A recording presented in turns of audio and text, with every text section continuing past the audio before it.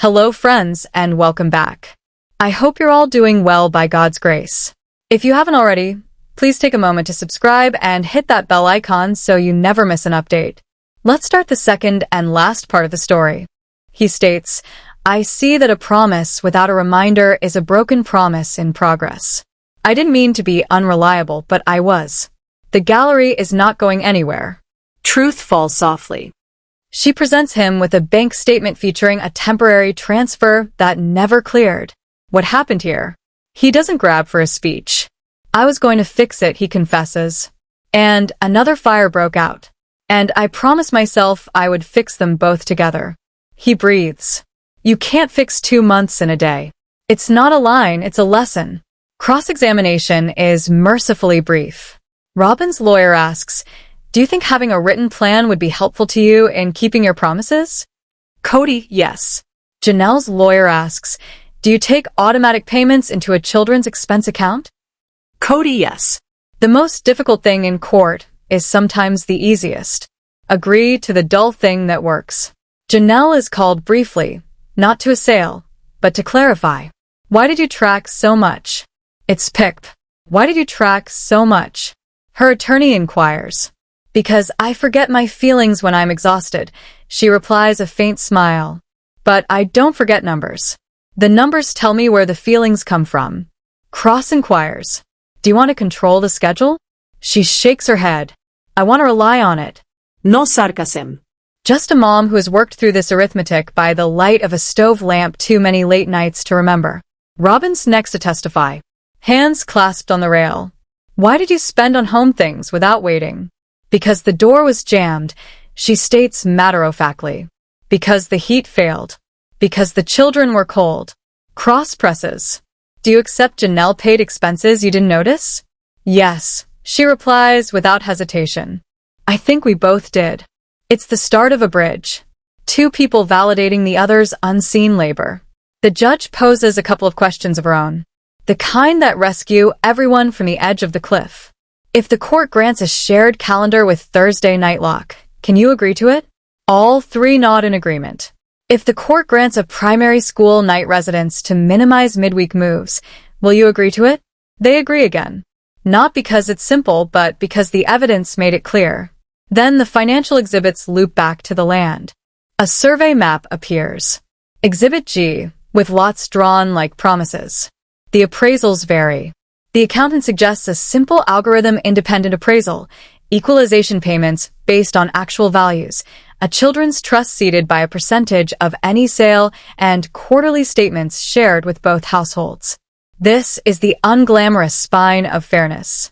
It replaces, I'll make it right with here's how it gets right. Opposing counsel does not battle the outline. They battle the perimeters, percentages, timmets. If a given past expenditure is considered in future equalization, this is actual lawyering, not a play. It's keeping beans sorted diligently on a table so no one can later accuse someone of palming a handful. At one moment, a tiny technical skirmish erupts, whether a series of messages was read or merely received. The judge brushes it aside. We are not going to rule on bubble colors, she says. The room laughs, tension momentarily, human. We are going to rule on what minimizes confusion in the future. Both lawyers sit relieved to be yanked back from the underbrush. In the last leg of the block of evidence, the kids return to the middle, not in body. This court is cautious, but through the words of individuals who observe them daily. One teacher puts on paper that one child's grades improved during a month with no schedule revisions. A coach mentions enhanced attendance when turnovers were relocated to the same park weekly. A therapist's short note affirms that predictability reduces anxiety and that the child is helped by knowing who, where, when by Sunday night. None of these letters are taking sides. They're taking a stand. Children thrive under rhythm.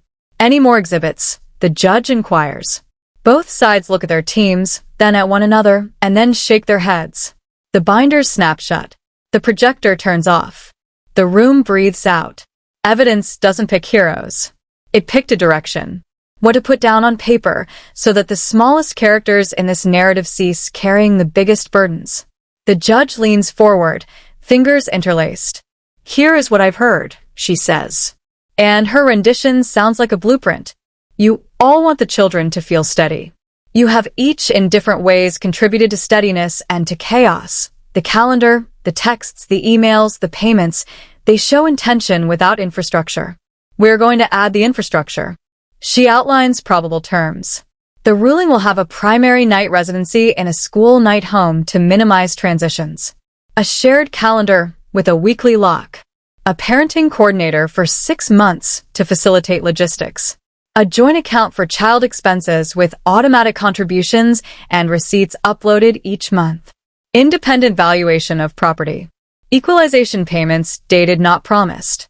A percentage to a children's trust on any sale. She's not issuing a ruling yet.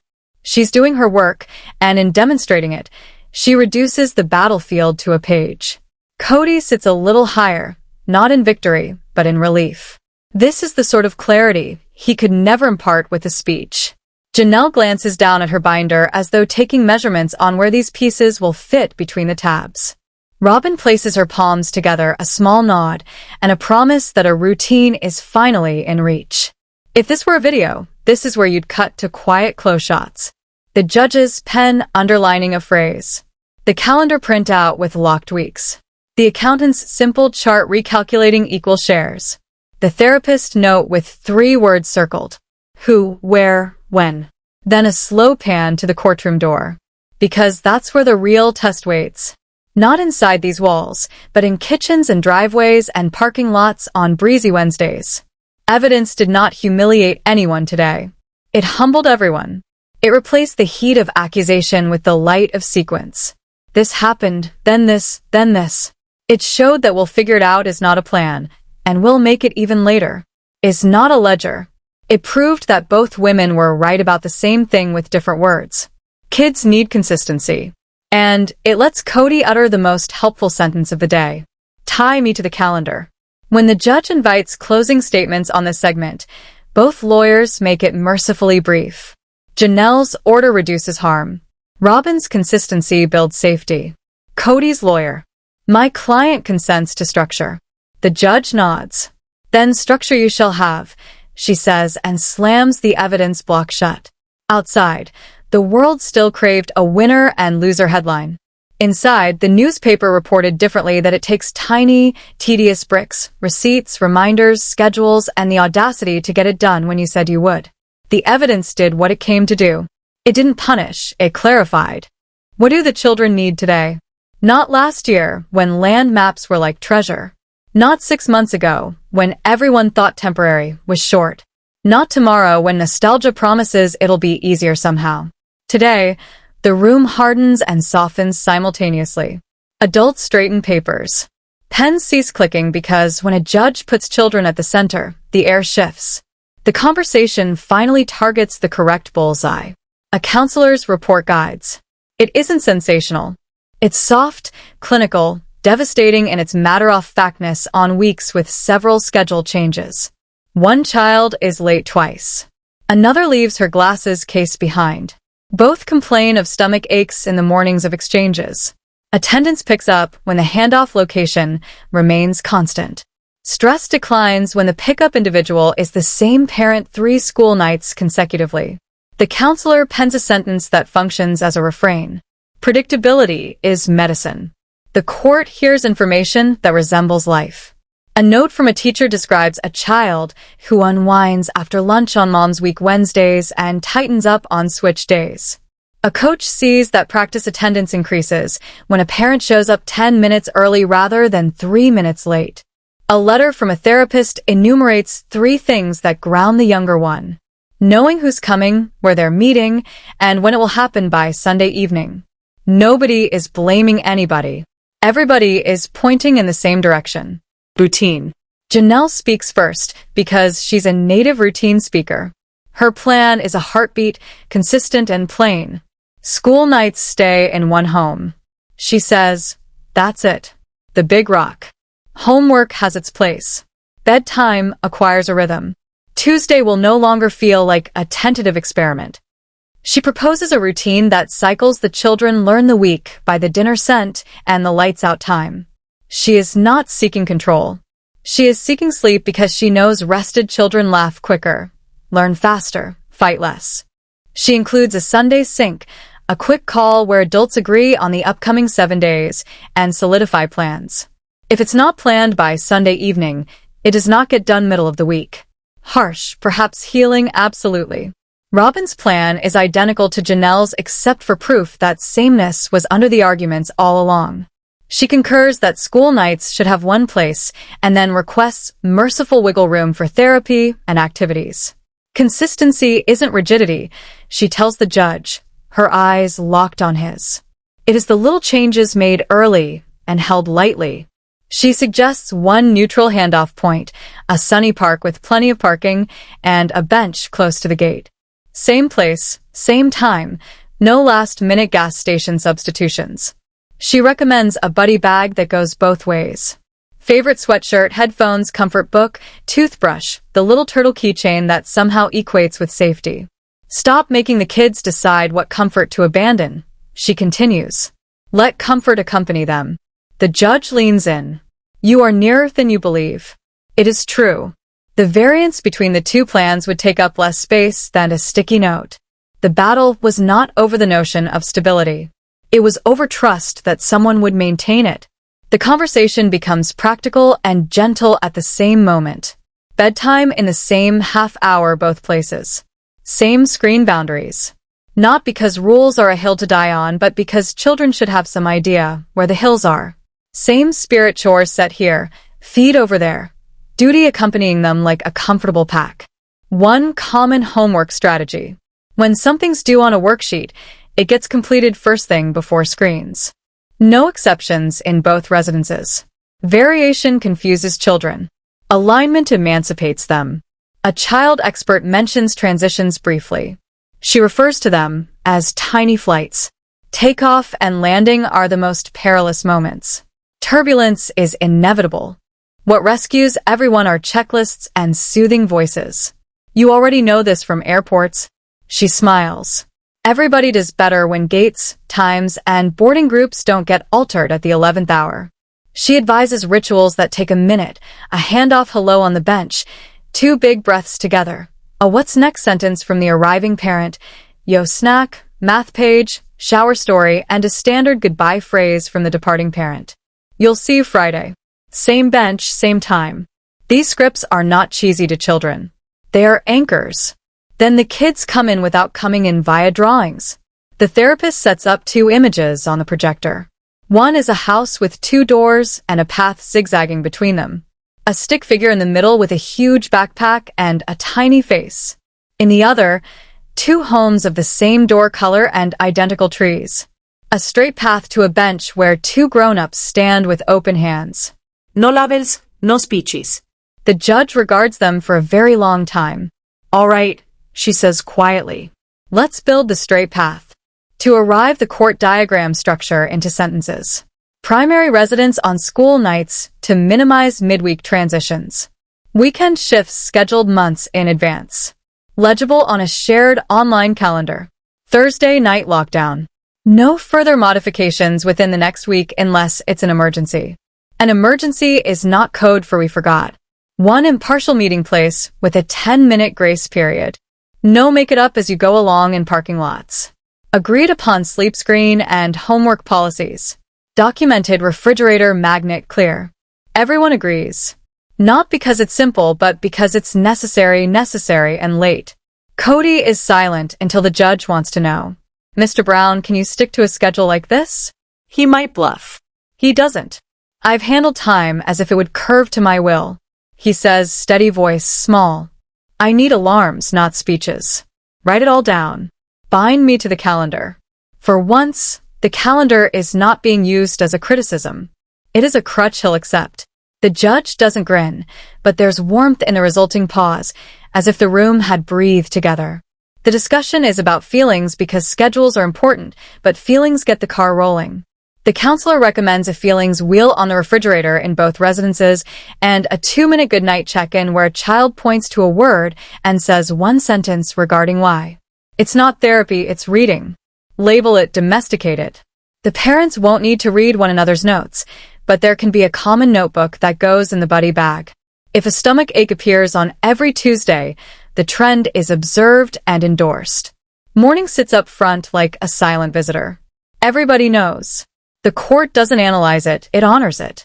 The directive will encompass guidance for the children with the option to do it together or apart, and a simple, flexible ritual sanctioned by both households. Lighting a candle on birthdays, talking about a memory at dinner, drawing a picture for a memory box. A ritual teaches children that grief has a place to be directed. It doesn't have to burst forth to be heard. The grown-ups are encouraged forcefully to think about counseling for themselves, not a reproach, an offer of rescue. Parents who work through their garbage in secret disturb fewer storms into doorways and driveways. This is not a house of blame. The judge says again, this is a house of orders. Orders can't make grieving go away. They can insulate kids while grieving does its work so slowly. Then the room accelerates back into the tiny moments because that's where children reside. A weekday morning once uncertain, alarm rush, lost socks, forgotten form. Under the new system, it becomes a routine. Alarm breakfast, backpack check, same joke at the door, same face at the bus stop. Tuesday, math is at the same table, the same non-moving pencil cup, the same parent who showed up because the calendar dictated it and they complied. Midweek meltdown diminishes due to predictability, bringing the water level down on panic. If it still occurs, the script is initiated. 2 breaths, hug or space, child's choice. Labeled a feeling. Keep going with the routine. A meeting that once hurt. Texts at the last moment. Redirected handoffs. A child in a coat on a wrong porch. With the new plan, that hurt translates to a bench. A watch. A recognizable beacon. The incoming parent kneels. They don't ask, are you ready to go with me? Which can come across as a test. They say, I'm glad you're here. The departing parent doesn't do cheerfulness. They say the consistent goodbye, then go. Clean exits help clean entries. A school concert once used to frighten a child because it meant 2 sets of eyes in the same room searching each other out. Now it becomes a seating chart negotiated in advance. 1 parent left aisle, 1 right, 1 row between. No rush to the front after the final song. The child sees both, sings into a world that somehow feels contained rather than divided. Both houses contribute the same small niceties. A shoe basket at the entrance. A second pair of inexpensive chargers, so batteries are not battlegrounds.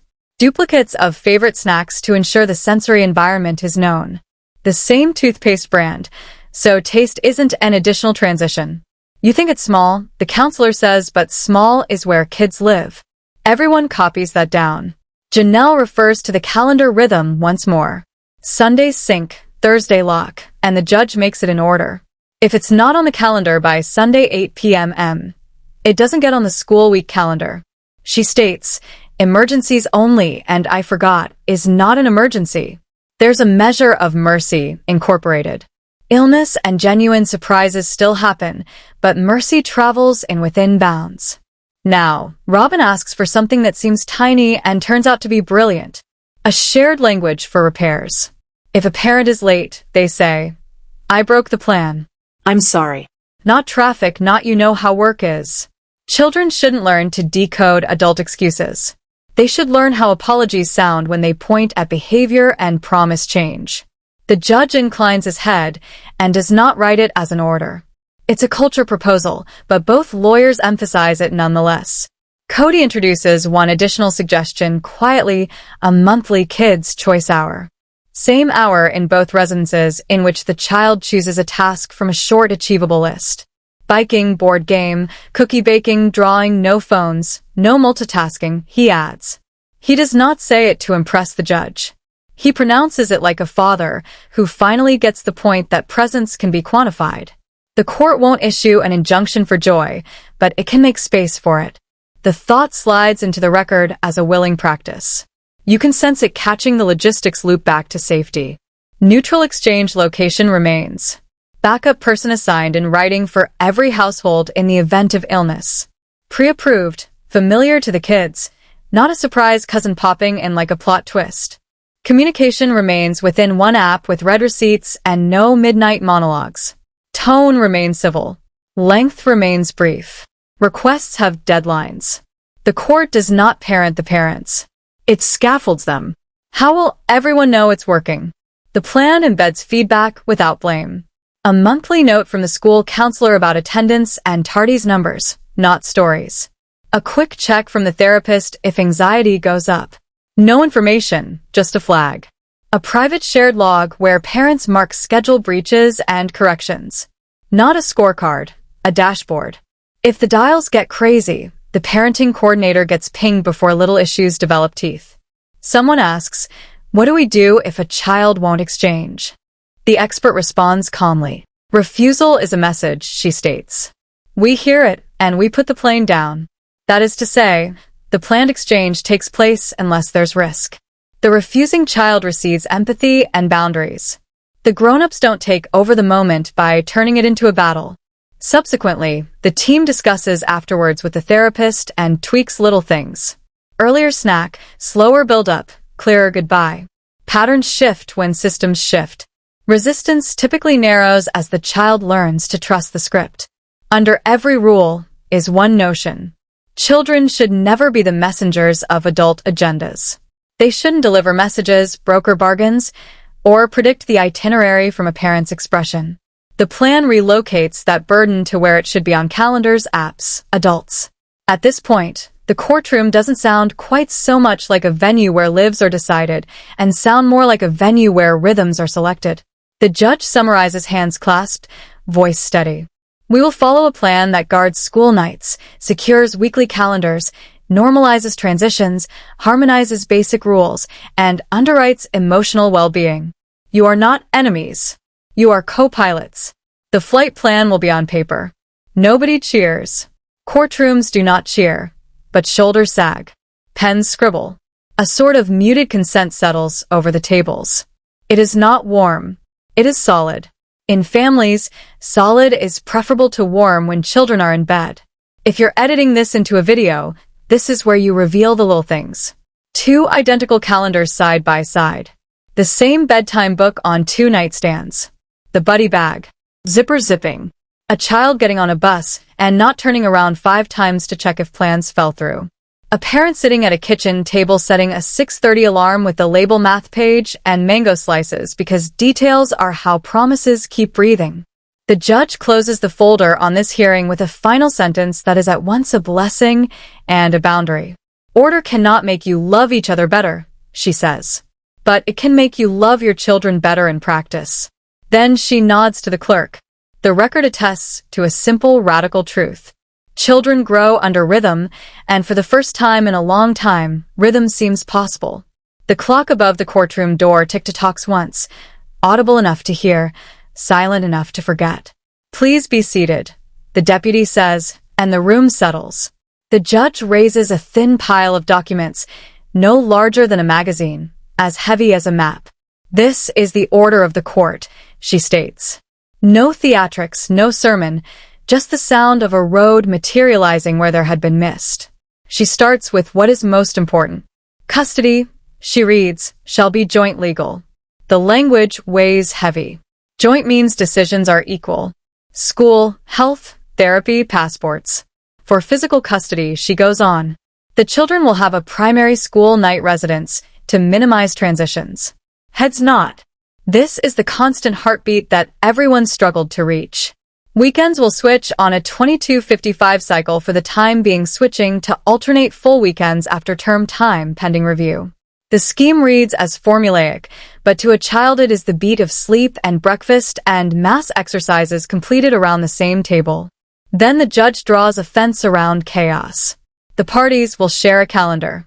Schedules freeze each Thursday at 8 p.m. for the next week. No changes within the 7-day limit except emergencies. She glances up. An emergency is illness, accident, or school closing. "I forgot" is not an emergency. A gentle wave of comprehension spreads through the gallery. Everyone is aware of how frequently surprise has equaled poor planning. Transitions have their own paragraph. Exchanges take place at Maple Gate Park. Bench 3. At specific times with a 10-minute grace period.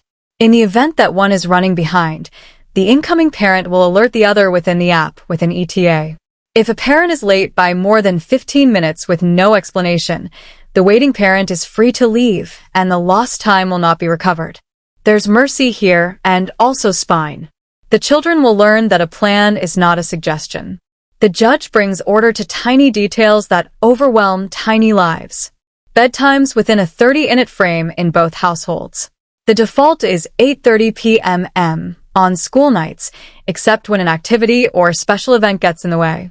Homework prior to screens in both households. Screens off an hour before bed. Same 2 chores in both houses. Age appropriate. Set the table. Feed the pet. She looks at the parents. Children do better when rules are consistent. Communication transitions from improvisation to instrument. All co-parent communication will take place in one unified app with read receipts on. Messages should be short, factual, and child-centered. No monologues, no essays at midnight. The app is for logistics, not for therapy. A few smiles perish and throats. Everyone overhears the subtext. Stay on the road. Then she provides them with a blueprint for conflict. A parenting coordinator is appointed for 6 months with power to mediate scheduling conflicts, minor rule synchronization, and holiday trades. If a disagreement continues longer than 48 hours, the coordinator's suggestion holds unless either side requests court review. That's the pressure valve the family never had. The judge is saying, don't turn everyday disagreements into emergencies. Turn them over to the referee you both just hired. Holidays have their own grid. Rotation year to year for fall break, winter break, spring break, and summer weeks. Mother's Day with mother, Father's Day with father, regardless of rotation. Thanksgiving on alternating weeks. Winter break divides equally with a midday switch at Maplegate Park, unless travel necessitates a slight alteration pre-approved in the app. The language is straightforward. The relief isn't. The children will understand in September, where they'll be in December. The judge hesitates and softens her tone. The court strongly recommends ongoing counseling for the minors with their present therapist. The adults are encouraged to attend parent sessions as suggested. This is not a finding of fault. It is a recognition of grief. No one contradicts grief when it's named gently. Everyone has been living in its climate. Then money. The temperature in the room appears to fall by half a degree. The judge refuses to let it cool. A joint children's expense account shall be opened within 7 days. Each parent shall auto-deposit on the first of the month an equal fixed amount adequate to meet ordinary expenses, school fees, activities, co-pays, clothing, supplies. The figure is established today. It can be changed quarterly with receipts. She glances at the forensic accountant who nods as though to say, right, numbers calm storms. Every purchase above a mutually agreed level needs to be pre-approved in the app unless it's an emergency. Upload bills every month. The account will send both households a quarterly statement. It's boring on paper. It's lovely in action. It means nobody gets to be the quietly resentful hero. And nobody gets to be the unwilling bill collector. Now the land, the icon that was a to-go for. The judge flips a page. Parcels A, B, and C will be appraised separately within 30 days by an appraiser appointed from the court list. Upon receipt, the parties may elect one of 2 options. 1. A sale and division with equalization based on appraised values and contributions as documented by the accountant. Or 2. A buyout at appraised value with equalization payments set on a 12-month schedule. No more will make it right later. Later has a date now. She adds the anchor for the children's future. From any proceeds of sale or buyout, 5% will be invested in a children's trust held by an impartial trustee for education and health costs not paid for out of the joint account. Annual reports will be made to both families. It's a tiny fraction, a big commitment, something in the gallery relaxes. The land will cover more than a fence. It will cover a semester, a block of therapy, a course of braces. Chapter is closed. Don't forget to like this video and hit that subscribe button and join our YouTube family. Thank you for your support. New videos are coming very soon.